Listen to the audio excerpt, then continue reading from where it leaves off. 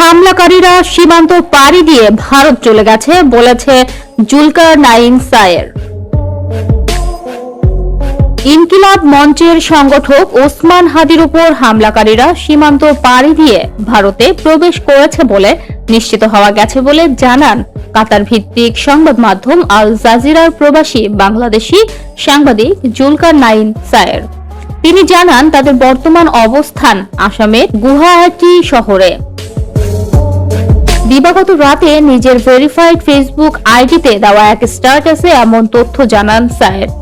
জুলকারনাইন সায়ের লিখেন, ইনকিলাব মঞ্চের সংগঠক ওসমান হাদিকে হত্যার উদ্দেশ্যে গুলি করার ঘটনার সাথে জড়িত শুটার সাবেক ছাত্রলীগ নেতা ফয়সাল করিম মাসুদ ওরফে দাউদ খান এবং তার সহযোগী মোটর বাইক চালক আলমগীর হোসেন গতকাল সন্ধ্যায় সীমান্ত পাড়ি দিয়ে ভারতে প্রবেশ করে বলে নিশ্চিত হওয়া গেছে। তাদের বর্তমান অবস্থান আসামের গুয়াহাটি শহরে। তিনি আরো লিখেন, ভারতে তাদের সহায়তা করেছেন আওয়ামী লীগ নেতা জাহাঙ্গীর কবির নানকের ব্যক্তিগত সহকারী মোহাম্মদ মাসুদুর রহমান বিপ্লব। বিপ্লবের তত্ত্বাবধানে এই হত্যাকারীরা ভারতে অবস্থান করছে। সায়েব জানান, নির্ভরযোগ্য সূত্রে জানা গেছে অত্যন্ত পরিকল্পিতভাবে এই আক্রমণ করা হয়েছে এবং আরো কয়েকটি হিট টিমের একই রকম ঘটনা পুনরাবৃত্তির পরিকল্পনা চেষ্টা রয়েছে। এদিকে মূল শুটার ফয়সাল তার ঘনিষ্ঠ মহলে দাবি করছে ব্যবহৃত অস্ত্রটি জ্যাম হয়ে যাওয়ায় সে কেবল একটি গুলি করতে সক্ষম হয়। তার পরিকল্পনা ছিল 4টি গুলি করার। সূত্রে বরাতে সায়ের বলেন, ফয়সালের মতোই আরেক অস্ত্রধারী ক্যাডার চট্টগ্রাম নগর যুবলীগের সাবেক কার্যনির্বাহী সদস্য মোহাম্মদ সাজ্জাদ, যাকে গত 13 মে 2025 রাজধানী ঢাকার গুলশান এলাকা হতে বৈষম্য বিরোধী ছাত্র আন্দোলন চলাকালে চট্টগ্রাম মুরাদপুরে ফয়সাল আহমেদ শান্ত হত্যার মামলায় গ্রেফতার করা হয়। তবে 29 জুলাই 2025 সাজ্জাদ সুপ্রিম কোর্ট হতে জামিনপ্রাপ্ত হয়ে কারামুক্ত হয়েছেন। অনতিবিলম্বে কার্যক্রম নিষিদ্ধ সংগঠনের যে সকল অস্ত্রধারী ক্যাডারদের বিভিন্ন মামলায় জামিন প্রদান করা হয়েছে তাদের প্রত্যেকের বর্তমান অবস্থান যাচাই ও কর্মকাণ্ড সম্পর্কে খোঁজ নেওয়া জরুরি বলে মনে করেন জুলকারনাইন সায়ের।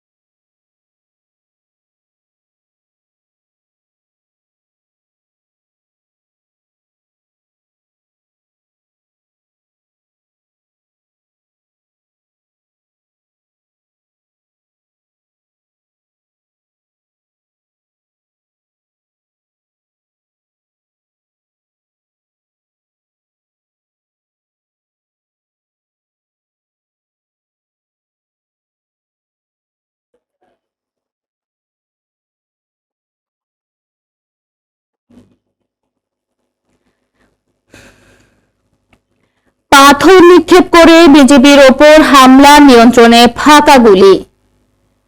পাথর নিক্ষেপ করে সিলেটের কোম্পানিগঞ্জ সীমান্তে বর্ডার গার্ড বাংলাদেশ সদস্যের ওপর হামলার ঘটনা ঘটেছে। মাদক কারবারিরা এই হামলা চালায়। পরিস্থিতি নিয়ন্ত্রণে আনতে ফাঁকা গুলি ছুড়ে বিজেপি সদস্যরা। ভোরে উপজেলার উপর রনিখাই ইউনিয়নে ঘটনাটি ঘটে। জানা গেছে, মাদক পাচারের সংবাদের ভিত্তিতে শনিবার ভোর রাতে উপজেলার উপর রনিখাই ইউনিয়নের 4 রাস্তার মোড় ট্রলির লাইনে জানা গেছে, মাদক পাচারের সংবাদের ভিত্তিতে শনিবার ভোররাতে উপজেলার উত্তর রনিখাই ইউনিয়নের 4 রাস্তার মোড় ট্রলির লাইনে টহলে যায় বিজেপি সদস্যরা। ভোরে মাদক বহনকারী বেপরোয়া গতির একটি মোটরসাইকেলকে ধাওয়া করে বিজেপি সদস্যরা। এ সময়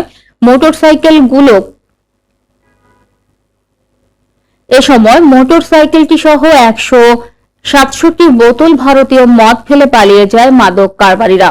অল্পক্ষণের মধ্যে বিজেপি সদস্যদের লক্ষ্য করে 20-30 জনের মাদক কারবারিদের একটি দল পাথর নিক্ষেপ করে অতর্কিত হামলা চালায়। এক পর্যায়ে পরিস্থিতি নিয়ন্ত্রণে আনতে বিজেপি সদস্যরা 4 রাউন্ড ফাঁকা গুলি ছোড়ে। এরপর হামলাকারীরা ঘটনাস্থল থেকে দ্রুত পালিয়ে যায়। ঘটনায় সত্যতা যুগান্তরকে নিশ্চিত করেছেন বিজেপি 48 সিলেট ব্যাটালিয়নের কালাইরাগ বিওপির ক্যাম্প কমান্ডার নায়ের সুবেদার মোহাম্মদ আলমগীর। তিনি বলেন, সীমান্তে চোরা কারবারিরা মাদক পাচার করেছে এমন সংবাদের ভিত্তিতে তাদের ধরতে গেলে তারা আমাদের উপর পাথর নিক্ষেপ করে হামলা চালায়।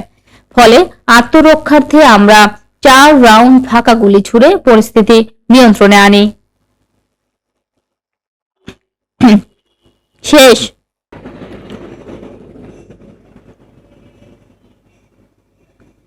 যাব। দেশে ফিরছেন তারেক রহমান, প্রস্তুত হচ্ছে বাড়ি কার্যালয়। বিএনপির ভারপ্রাপ্ত চেয়ারম্যান তারেক রহমান আগামী 25 ডিসেম্বর দেশে ফিরছেন। এ উপলক্ষে তার বাসভবন ও কার্যালয়ের সংস্কার কাজ প্রায় সম্পূর্ণ হয়েছে। তার সঙ্গে একমাত্র কন্যা ব্যারিস্টার জাইমা রহমানেরও ঢাকায় ফেরার কথা রয়েছে। সরেজমিনে দেখা গেছে বাসভবনের দেয়াল নতুন করে সাদা রং করা হয়েছে। চারপাশে কাটা তারের বেড়া স্থাপন করা হয়েছে এবং নিরাপত্তা জোরদারে সিসিটিভি ক্যামেরা বসানো হয়েছে। সর্বোচ্চ নিরাপত্তা নিশ্চিত করতে পুলিশ বক্স স্থাপনের কাজও প্রায় শেষ পর্যায়ে। পুরনো ছোট গেটের পরিবর্তে বড় গেট বসানো হয়েছে। ভেতরে কিছু সংস্কারের কাজ এখনো চলমান রয়েছে। তারেক রহমানের প্রত্যাবর্তনকে ঘিরে তার ভবিষ্যৎ আবাসস্থল ঘিরে চলছে শেষ মুহূর্তের প্রস্তুতি। বিএনপি মিডিয়া সেলের সদস্য আতিকুর রহমান রুমন জানিয়েছে, গুলশান এভিনিউয়ের 196 নম্বর বাড়ি প্রায় প্রস্তুত। কোনো কারণে পুরোপুরি প্রস্তুত না হলে পাশেই মায়ের বাসা ফিরোজায় উঠবেন তারেক রহমান। তিনি আরো জানান, দেশে ফিরে তারেক রহমান বিএনপি চেয়ারপারসনের গুলশানের কার্যালয় থেকেই দলীয় কার্যক্রম পরিচালনা করবেন। গুলশানের 86 নম্বর রোডে অবস্থিত ওই কার্যালয়ে নিরাপত্তা জোরদার সহ প্রয়োজনীয় সংস্কার কাজও প্রায় শেষ পর্যায়ে রয়েছে। 25 ডিসেম্বর তারেক রহমান ঢাকায় ফেরা উপলক্ষে কোটি মানুষের উপস্থিতির সম্ভাবনা দেখছেন আতিকুর রহমান রুমন। তিনি জানান, ভারপ্রাপ্ত চেয়ারম্যানের স্ত্রী ডক্টর জুবাইদা রহমান ইতিমধ্যে ঢাকায় আছেন। তাদের একমাত্র কন্যা সন্তান ব্যারিস্টার জাইমা রহমানও বাবার সঙ্গে দেশে ফিরতে পারেন। এদিকে সচিবালয়ে স্বরাষ্ট্র উপদেষ্টা মোহাম্মদ জাহাঙ্গীর আলম চৌধুরী জানান, তারেক রহমানের নিরাপত্তা নিয়ে কোনো শঙ্কা নেই। সব ধরনের ব্যবস্থা দেবে সরকার। সূত্র বলেছে, লন্ডন সময় 24 ডিসেম্বর সন্ধ্যা 6টা 20 বাংলাদেশ বিমানের ফ্লাইটে ঢাকার উদ্দেশ্যে রওনা দেবেন তারেক রহমান। বাংলাদেশ সময় 25 ডিসেম্বর সকাল 9:30টায় ঢাকার মাটিতে পা রাখতে পারেন 17 বছর নির্বাসিত থাকা বিএনপির ভারপ্রাপ্ত চেয়ারম্যান। 2008 সালের 11 সেপ্টেম্বর চিকিৎসার জন্য যুক্তরাজ্যে যান তারেক রহমান। এরপর আওয়ামী লীগ সরকার ক্ষমতায় এলে দেশে ফেরা হয়নি বিএনপির এই শীর্ষ নেতার। শেষ।